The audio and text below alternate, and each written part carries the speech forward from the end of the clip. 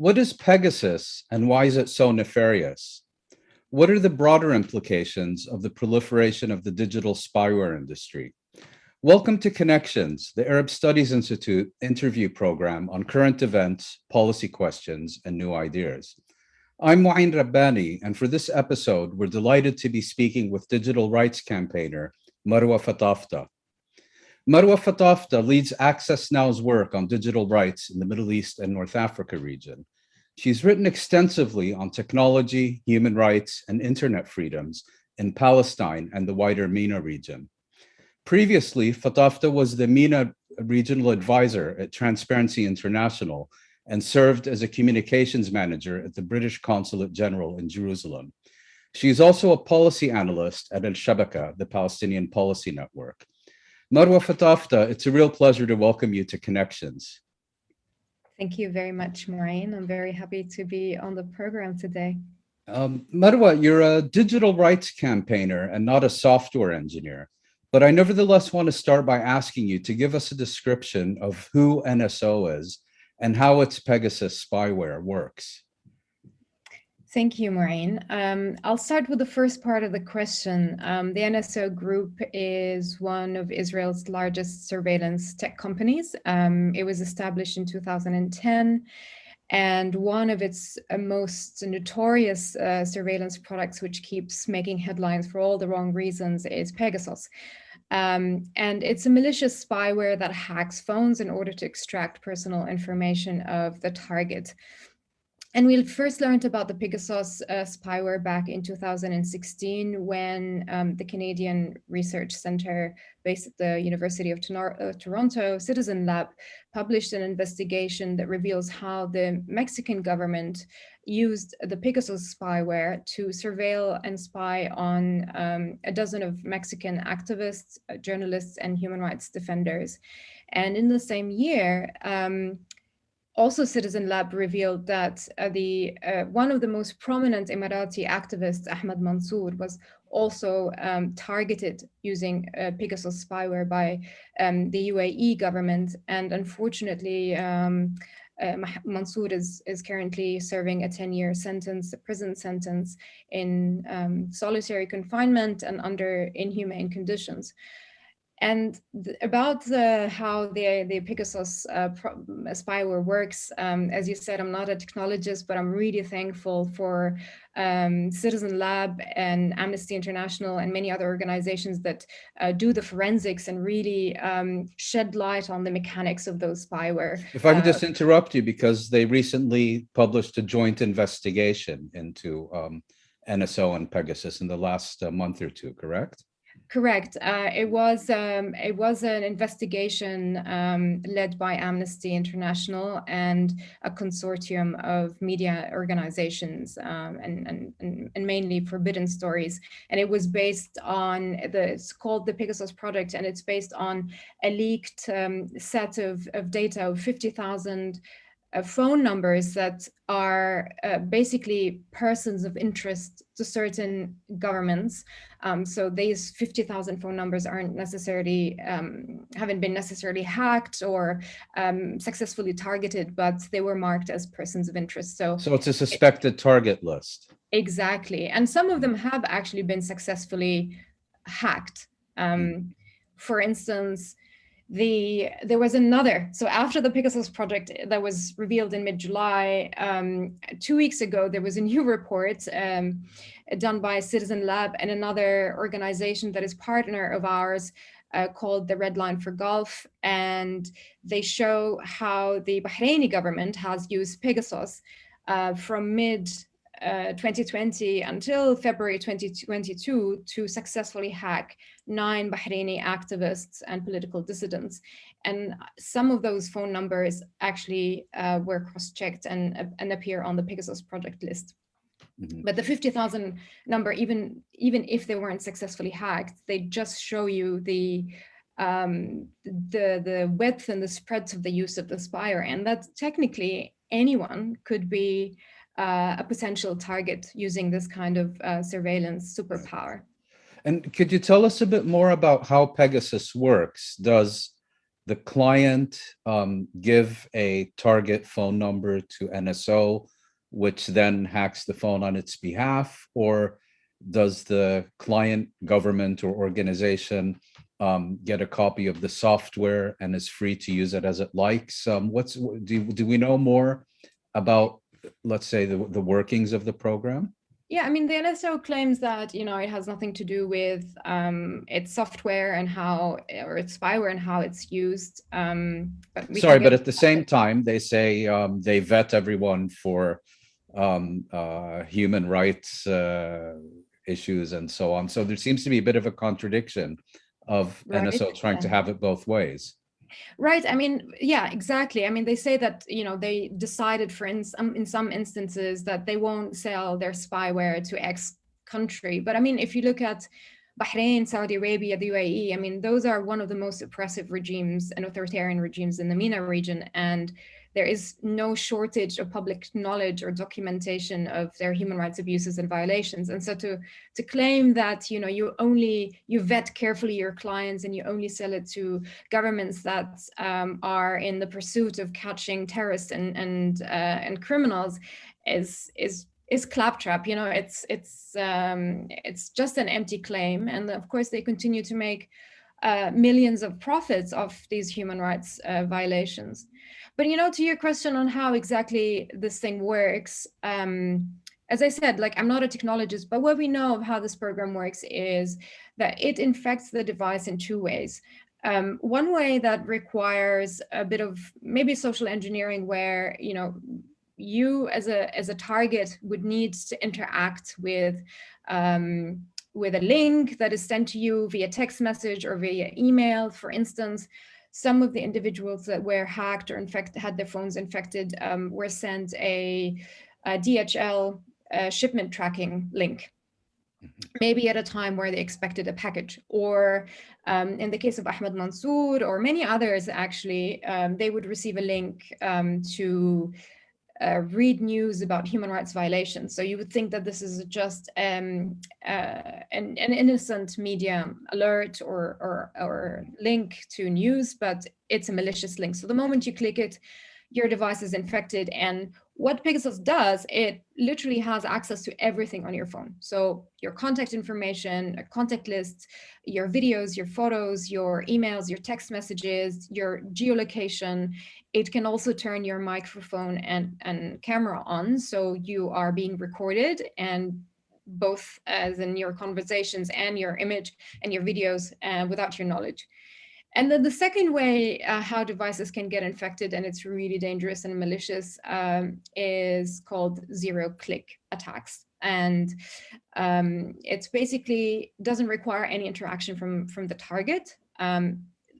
This is a situation where the NSO group would exploit a vulnerability in certain softwares or applications and use that exploit to infect the device.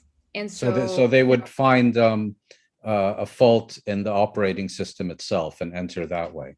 Exactly, and hence the name zero click. So you're being infected without your knowledge and without having even a trace. Because sometimes, you know, when in the case of Ahmed Mansour, he forwarded the text message that he received with the link to Citizen Lab, and this is how they started the investigation. And it's scary to think that just by having an iPhone or any other phone or mobile phone, you might get infected without your knowledge or interaction. So there isn't really a way where you can be smart and decide like not to click on any malicious or suspicious links. You can still be targeted and infected, unfortunately. I believe people first started to become more aware of NSO at the time of the gruesome murder of the Saudi journalist and columnist Jamal Khashoggi in 2018. And I don't recall whether it was him or one of his close associates who turned out to have been penetrated by this digital spyware. But also moving beyond that, I mean, we've spoken about Saudi Arabia, UAE, Bahrain, but it's also, NSO has a much broader client base. For example, recently we read that Morocco has been using it also. and apparently surveying both high-placed French as well as Algerian officials, and that this was one among many factors in Algeria's decision recently to sever diplomatic relations with Morocco. But those, again, are governments, but there have also been reports of, let's say, private entities having access to the software. What do we know about that? Yeah, so we've mentioned the UAE, Saudi Arabia, Mexico, Morocco, but I would say that the NSO group is a digital mercenary selling hack for hire type of service, and namely to governments. They sell to governments that wish to have this type of surveillance capability. And so what we know right now, so in addition to the governments we've talked about, we know that they've sold their spyware to governments in Europe, namely Hungary. There were also previous reports that Spain has used this spyware to spy on some Catalan officials. India is one big client of the NSO group. Rwanda, Togo, Azerbaijan, I believe Kazakhstan as well. So, and these are just the tip of the iceberg. I believe the list might have been, could be much longer than those governments. But thanks to the leaks and investigations we've seen recently, we know about. And then I think we were also told that the U.S. government made a conscious decision not to use the spyware because they had concerns that the Israeli intelligence agencies had access to information that would be gleaned by Pegasus. Is that correct? So there are, of course, suspicions that the information and the intelligence being gathered doesn't only go to the client, but could also be accessed by the Israeli government. Given the close ties between the NSO group and the Israeli government. But so far, there is no concrete evidence to say confidently that we know that the Israeli government has access to this data. But it's worth to note that the NSO group doesn't sell its spyware to countries that are considered to be enemies of Israel or adversaries to Israel, for instance, Iran, Qatar, Turkey. And I mean, clearly, Israel or the NSO group would not sell its technology to a government that would not serve the best interest or the best interest of the Israeli foreign policy. And that's because the Israeli Defense Ministry, I believe, has to authorize NSO for any foreign sale it makes, which some people have said, well, that proves that this is a weapon system. Correct. So the Israeli Ministry of Defense has to approve and give export licenses to the NSO, but also other surveillance companies. And in this case, despite of the mounting evidence that these technologies have been used to facilitate human rights abuses, and also an attempt by civil society to revoke the export license at courts in Israel, it was dismissed because I think, there is definitely a certain pipeline and there is an ongoing military industrial complex that benefits the Israeli government, benefits those private companies. And so there is no reason compelling probably enough to the Israeli government, noting also their own record on human rights that, concerns about Rwandan activists being detained or a Saudi journalist being murdered as a result of the use of this technology. Perhaps it's not of concern.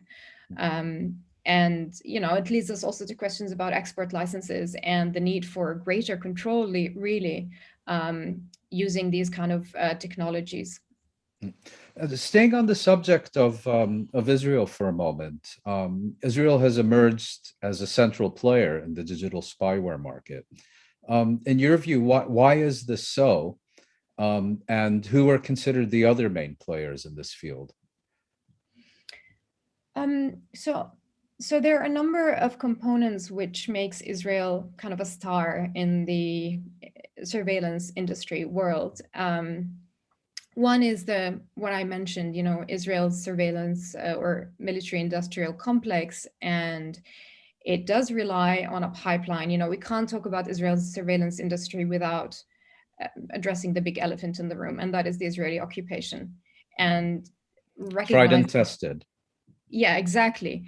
And and that pipeline or the supply chain, however you want to call it, it does start from the occupied Palestinian territories, noting that the Israeli army and its surveillance and intelligence activities starts there, and primarily led by this elitist unit, the unit A200 of the Israeli defense or the Israeli army, and which they do whatever they do in the occupied territories, surveilling and spying on Palestinians.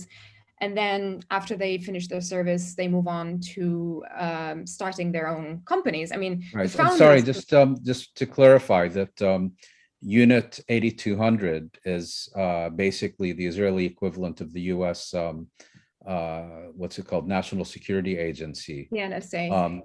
The NSA, which specializes in signals intelligence and electronic warfare. Exactly. And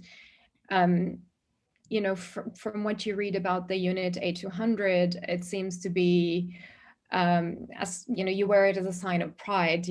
It opens doors for you. It can land you very nice contracts, and it can also allow you to build a company like the NSO Group, and then sell your products. What I'm trying to say is that what starts in the occupied territories ends up being used by other companies around the governments, around the world to commit human rights violations. And there is no legal or regulation to regulate this kind of revolving door employment. So whatever you kind of learn on the job in the occupied territories, you take it later on, use it, package it, and sell it. And for that, one of the expressions that I really like by an Israeli scholar called Navi Gordon, who's a specialist on Israel's surveillance industry, he said that Israel sells not only products, surveillance products, but it also sells experience, horror experience.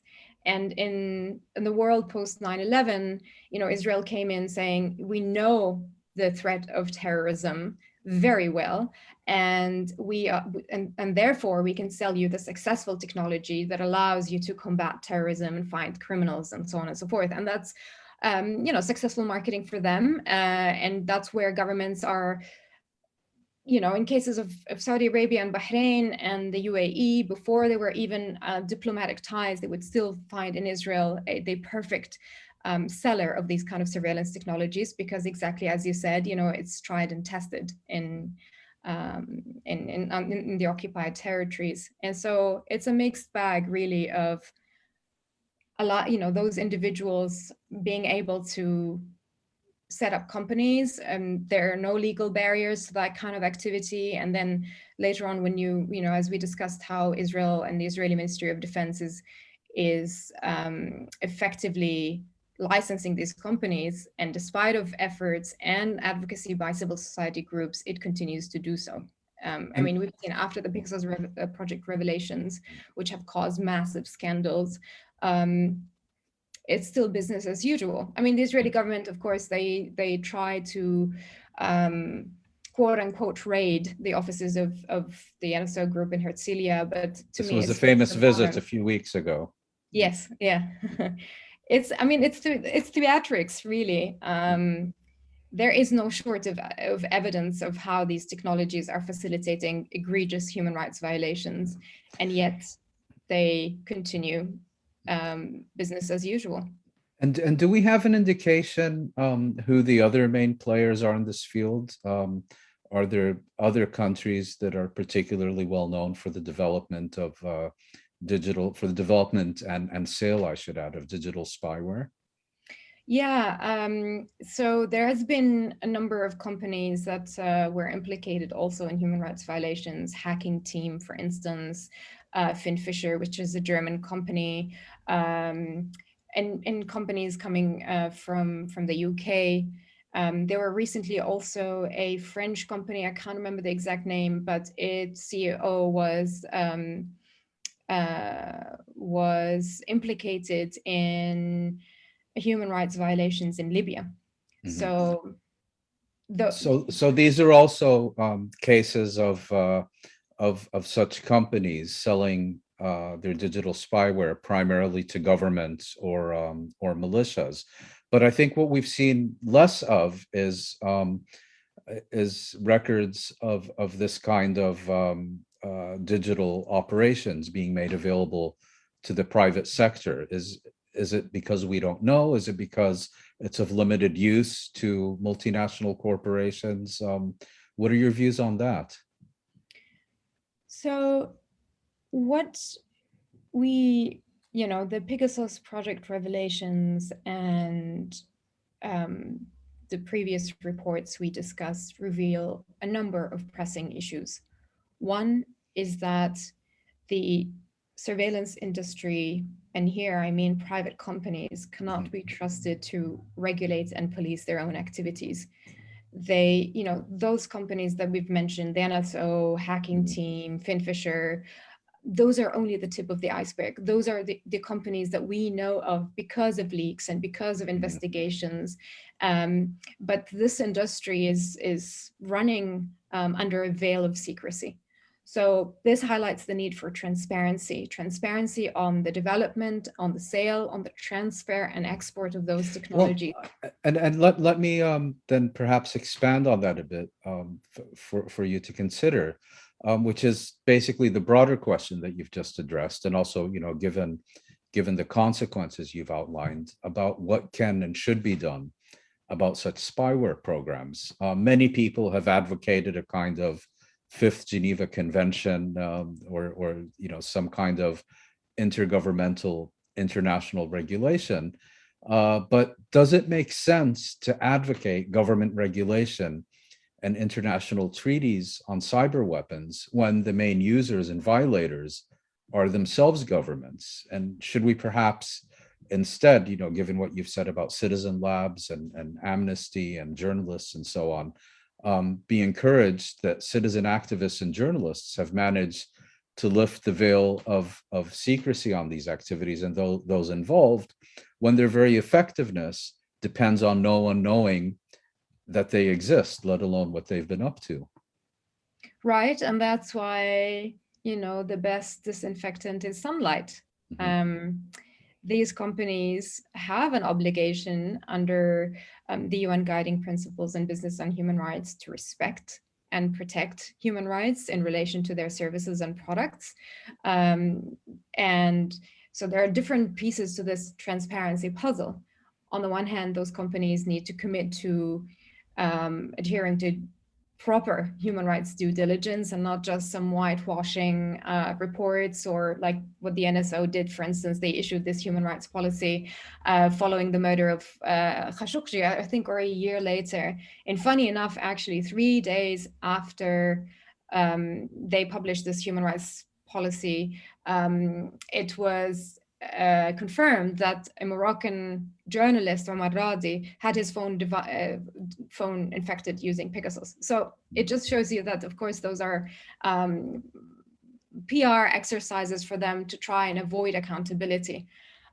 So those companies absolutely need to be brought under the sunlight, and we need to know who they are, their countries of origin. And of course, there's an obligation or responsibility on governments to ensure that there are stricter and more robust export controls nationally. But is Because that a question of don't hold your breath? I mean, the Israeli government regulating NSO so that it stops selling spyware to conservative Arab monarchies, is that in any way realistic? it is not. I would, yeah, I mean, of course, it's not realistic, and therefore they need to be scrutinized beyond national jurisdiction. Mhm.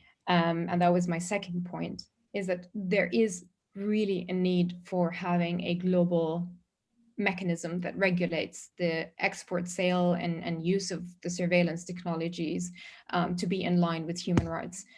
What is the shape and form of that global mechanism? That's, of course, a very large conversation that involves member states and a commitment from them to to come to an agreement, whether it be another convention or some form of binding agreement.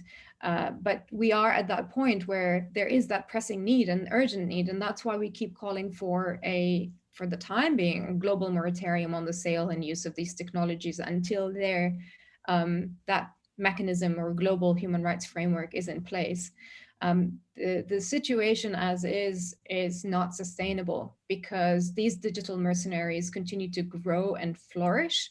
The business is estimated at, I believe, 12 billion US dollars. And again, if we just take the case of the NSO group, and it's not the only company, spyware company that exists out there, and we've heard since the NSO, we've heard of a new Israeli company called Kandiru that also sells similar spyware. Another one called Quadream, which also sells a form of zero-click There's also spyware. Celeron, I believe. I don't know about this one, but I know about Kandiru, I know about Quadream. There's another one that we just released, not released, but it was brought to light in a media investigation by Forbes. It's called Paragon, I believe. So these companies keep popping up because clearly they're not being regulated. They can sell their surveillance technologies to governments that are hungry for it and are happy to use it however they see fit, and can be basically not accountable for it, and therefore this business keeps to flourish. And at the same time, and this is something I wanted to mention earlier, I mean, one of the dangers of those companies and the spyware that they sell is not only the violations of those individuals, but actually the impact of those surveillance operations on entire communities. For instance, when a Saudi activist who lives in exile has his phone hacked, they're not only monitoring his or her activity but all his contacts in Saudi Arabia exactly, as well. and especially those that are living still in Saudi Arabia. And so we see as a result of that mass crackdown and mass detentions, and even in some cases forced disappearance. And in the context of the post-Arab Spring, those digital mercenaries have enabled Arab governments and also governments around the world to expand their repression beyond the borders, or what we know as transnational repression. Well, this is where I think it also gets interesting, because several times you've referred to digital mercenaries. And every time I've heard you use that expression, I've asked myself, would it perhaps be more accurate to characterize them as digital subcontractors, in the sense that these aren't people who are operating entirely independently and without any relationship to either their own governments or their own government's regional or global agenda, but they're actually part of a broader set of policies by their governments. They just happen to be a private company rather than being directly in the service of the state. Interesting suggestion. I don't know if they are subcontractors. They can be, if they, for instance, are providing a service in form of consultation, and that had happened before. For instance, the UAE tried to recruit former Israeli intelligence officers to build their own surveillance capabilities. They've also recruited former NSA staff to build this project Raven, which apparently they've used also these consultants to spy on a long list of activists, both at home and abroad, and foreign nationals and American citizens, I believe. Yeah, exactly. And so in this case, yes, they can also contract those digital mercenaries for that type of service, but also they can sell those products to governments. And in some cases, some of those products, not necessarily the Pegasus, I don't think so, but some other products can be used for legitimate purposes. For instance, there is this company called Sandvine that sells these deep packet inspections, which allow, for instance, internet service providers to weed out any malicious internet traffic and whatnot. But if it falls in the wrong hands, i.e. many governments in our region, in the MENA region, or government like Belarus, it can also be used to block websites on mass scale and yeah, mainly blocking websites. And so in some cases, those technologies that can be used for legitimate reasons by law enforcement, like company such as the company Cellbrite that also sells these kind of hardware technology for law enforcement to be able to unlock phones. It can be used for legitimate purposes, but also what we've seen recently, that it's been sold to oppressive regimes and has been used for all the wrong reasons. And this is where you stop and ask um, about the legitimacy of these technologies in general, and how can we ensure that despite of this legitimate purpose, they don't fall in the wrong hands or used to commit human rights violations. It's a very tricky equation. It is, and this is where I'd like to return just for a moment to, let's say, the prescriptive aspects that you outlined earlier. I think many people will listen to you and say, well, a treaty on regulating and restricting the use of these cyber weapons, nothing against that. It's all well and good. But when you start talking about use of weapons and human rights, many people also say, well, you have the Universal Declaration of Human Rights, you have all kinds of national and international treaties on arms exports and the rest of it. And in practice, their net effect is often at best zero. And in practice, these treaties really only begin to be meaningful when they're supplemented with, as you said, significant sunlight, significant public pressure, and political lobbying to actually translate these treaties into reality. This question is very important because it leads us to another issue, which is the issue of enforcement, where international law exists, human rights law exists, and it's a question of enforcement. And as you said, clearly investigations and public pressure, which is a form of accountability, is important, because it's not just about, you can have the perfect convention or the perfect law or legislation, whether global or national, but when it's not enforced, then it remains ink on paper. And of course, ideally, or governments do have the positive obligation to protect and promote human rights. It's their responsibility under international law. It's also their responsibility not to violate those human rights standards. Yet we don't live in a perfect world. We live in a world Far where from it. yeah, governments, democratic and non-democratic. And I think it's important to state that that we're not only talking about oppressive regimes and the likes of the UAE and the Saudi Arabias of the world, but all governments, democratic and non-democratic, violate human rights, whether at home or abroad. And we would probably need to think of a plan B. I don't have the right recipe or solution right now on this program, but there is unquestionably there is failure in addressing these human rights violations and ensuring that the perpetrators, whether our governments or private actors like the NSO, are held accountable for those crimes. And that's why my job exists, and many others in the space who continue to campaign and investigate and shed light and pressure governments to take their responsibility and move the needle a bit on regulating this otherwise unregulated industry. Mm-hmm.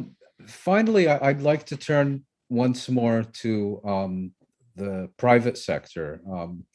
Given that we're now on Facebook Live, I think it's worth asking, that many people are also concerned about how companies like Facebook and Google ceaselessly monitor digital activities, even if in this case it's primarily for commercial rather than political purposes. Does that kind of monitoring raise similar issues? And could you also tell us how such companies have used their massive digital monopolies, if I can call it that, to promote particular political agendas? Yeah, I mean, often people bulk surveillance, all forms of surveillance together, but I'm glad you made the distinction that it's one form of surveillance, right? It's one form of privacy violations. It's, of course, distinct from targeted surveillance, like using an actual spyware to hack into someone's phone or device. And the companies like Facebook, Twitter, Google, I mean, all of those social media companies are built on a business model that extracts as much as possible personal data of their users in order to sell them to advertisers. That's how they make profit. And of course, it raises questions about privacy of individuals. It raises questions about human agency and dignity as well. How you use the platform and how all of this information that is being gathered about you, including your activities, your sexual preferences, your religious beliefs, your political beliefs, and all sorts of behaviors that is deducted from this mass scale of personal data collection to build profiles and sell those to advertisers. It raises a question about data protection, obviously, and how, again, personal data is being exploited for commercial purposes and for profit. And we've made quite some jumps on understanding that one of the key pillars about data protection is that users should have agency about what they share of themselves and about themselves, whether to governments or to private companies or even to other individuals, where in this case, we don't have that agency anymore. Anyone who logs on those platforms is by default signing up on this mass collection of data. And often, even if they don't. I mean, you have to, right? If you set up an account, it's kind of you're signing up. They don't even give you the choice to say no. For instance, I don't want my data to be gathered and sold for advertisers. I would just want to connect and see my friends. But no, of course, the way it's built, I mean, the entire infrastructure of how Facebook is built, for instance, and how your newsfeed is curated, and how it's determined that you see certain ads, this online or ad targeting and whatnot, like all of those are built on who you are as a person and the data that has been collected about you. And therefore, when what I see on my Facebook is not what you see on your Facebook, and every individual has their own they see different things based on what they like and what they're interested in and whatnot, but also because it's all curated, right?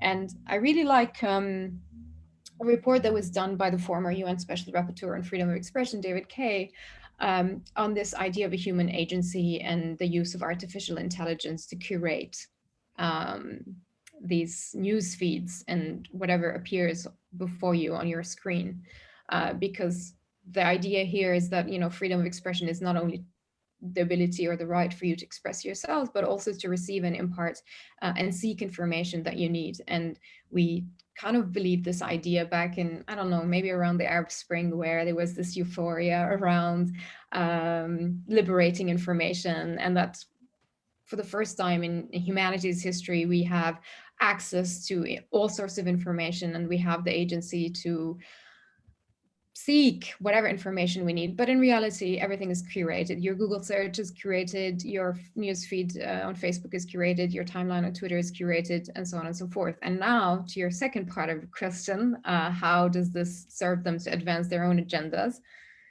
I want to speak here about the context of Palestine, because it's been an issue I've been working on for years. And of course, in May and June, social media companies made our lives very busy, documenting cases of censorship and digital suppression. Because they have the ability, of course, to curate content, user-generated content, and to demote or promote certain content. And you as a user don't really have much agency over that, right? If you're even aware. Yeah, exactly. As a result of that, when the Safe Jarrah campaign started and started to gain momentum on social media and particularly on Instagram, we then saw how first hundreds of stories on Instagram were deleted. And of course, Instagram then, apologized and said, sorry, it was a technical error. And then hashtags would be restricted, accounts would be suspended. And then the most common complaints and grievance we've heard from users again and again is the so-called shadow banning, that your account is not suspended, your content remains there, but your engagement goes super low, to the point where it becomes noticeable to you that the usual engagement on your platform is not the same. And to me, this is a very insidious way of censorship, because if your account is suspended, of course you would know, and often you wouldn't know the reason why. And that's another problem with these platforms, that they are not transparent with their users, not with their content moderation policies or their terms of services, and absolutely not with their actions. When a certain piece of content is taken down or a Palestinian journalist account gets suspended, usually those users don't really understand what kind of rule they've violated. And again, in our case, in the Palestinian case, we of course learned that there is a number of policies that Facebook, for instance, applies and governs the Palestinian speech in negative and harmful ways. For instance, many users and particularly journalists that cover issues in Palestine, and by the virtue of discussing Palestinian issues, you will talk about groups like Hamas and Islamic Jihad and the Palestinian Popular Front and so on and so forth. And those are groups that Facebook considers to be dangerous, and therefore it doesn't allow them to have presence on the platform, nor allow users to praise them or represent them. And now, because those platforms also use algorithms in order to moderate this massive scale of user-generated content being uploaded every second on their platforms, often many forms of legitimate speech that isn't necessarily, praise or support of, let's say, Hamas, but just a journalist sharing a picture of Hamas and with a certain headline, that content can be taken down by the algorithm because it doesn't really differentiate between journalistic content, for instance, and someone praising Hamas on the platform. Mm-hmm. And of course, the platforms always deny that they have any political agenda. They deny that they are intentionally suppressing Palestinian voices. They repeatedly say that this is an issue of technical problems or technical glitches in the system, and they often apologize when there is a mass public scandal. But there has been enough evidence for us to say, over the years, that this is not just a matter of one technical error. There's a pattern here. It's systematic. It's really systematic. And it's so egregious to the point that you as a company, we've been sending you and documenting for you those instances of censorship in Palestine, in Syria, in many countries, and you are still yet to make concrete decisions and take actions that would address that. For instance, in the events of May and June, when we contacted them and said, there is an ongoing violence on the ground, people need to have access to their social media platforms. In some cases, it actually can save your life. When your live streaming serves as a buffer zone between you and an Israeli police officer that is about to crack down on you. we saw exactly the opposite. Like, we didn't see an active engagement from those platforms to say, okay, there is a situation right now happening in Palestine and Israel. Let's make sure that the rights of our users, and particularly this marginalized community, are protected. But we continue to see this suppression, So, despite, of course, all of the escalations and the media attention right. that was So, created. so if someone in Nablus or Manama or Laayoun is listening to your description and analysis of these various issues in terms of digital spyware and so on, and is asking themselves, you know, what are the one or two things I can or should do to make my digital life a little safer? What would you advise them? I would advise them, and I actually advise anyone who is listening to us today, to follow basic digital hygiene tips to secure themselves and secure their devices, and also knowing that by protecting yourself, you're also protecting others. We're functioning not on our own, but we speak to friends and we speak to family and coworkers, and we're part of a bigger web. And therefore, some of the practical tips I can give and I use myself is, you always use a two-factor authentication to secure your emails and accounts. Always try to use VPN when you're browsing your web. Use end-to-end encrypted messaging apps like Signal to ensure that your communications is private and secure, and you're not endangering yourself or others when you're communicating, and especially if you're an activist and you're organizing with others.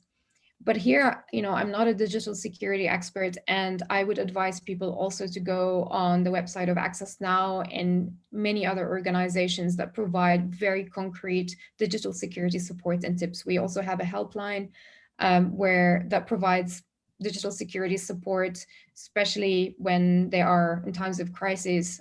So they're available around the clock. So reach out if you feel you are in danger or you need some digital security support. One word of caution here is that those digital hygiene are important in general, but unfortunately, in the case of Pegasus, they wouldn't necessarily protect you from that particular set of spyware. What is often recommended here, and again, I would advise people to go and seek the knowledge from digital security experts, is restart your device frequently. And again, if you're an activist and you suspect that your device has been hacked, or I would suggest reaching out to organizations that provide forensic analysis and support, and can check your device and really see if it's indeed hacked or infected. Marwa Fatafta, thank you very much, not only for those tips, but also for your insights and analysis of the world of digital spyware. Thank you very much for joining us on Connections. You're very welcome, Maureen. It was a pleasure.